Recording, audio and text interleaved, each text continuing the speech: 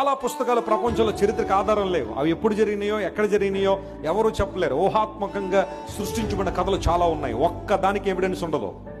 కానీ బైబిల్లో రాయబడిన ప్రతి సంఘటనకి కూడా ఎక్కడో ఒక చోట ఎవిడెన్స్ కనబడుతూనే ఉంది. దేవుని నామమున స్తోత్రం కలుగును గాక.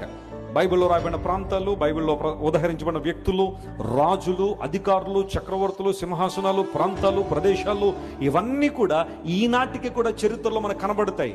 ఇన్ఫాక్ట్ బైబిల్ నమ్మడానికి మనకున్న అనేక ఆధారాల్లో ఒక ఆధారం ఏంటంటే, ఇజ్రాయేల్ దేశాన్ని బేస్ చేసుకుని ఇప్పటికీ ప్రపంచంలో 2500 ఆర్కియాలజికల్ ఎక్స్కవేషన్స్ జరిగాయి.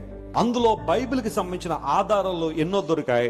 I'm very proud to say, దేవుని సేవకునిగా, బైబిల్ ఫాలోవర్గా నేను చెప్పే మాట ఏంటో తెలుసా? ప్రపంచంలో మరి ఏ ఇతర గ్రంథానికి కూడా ఎంత ఆధిక్యత లేదు, కేవలం బైబిల్కి మాత్రమే ఇంత సమర్థవంతమైన ఉదాహరణలు, ఎవిడెన్సెస్, ప్రత్యక్షతలు ప్రపంచం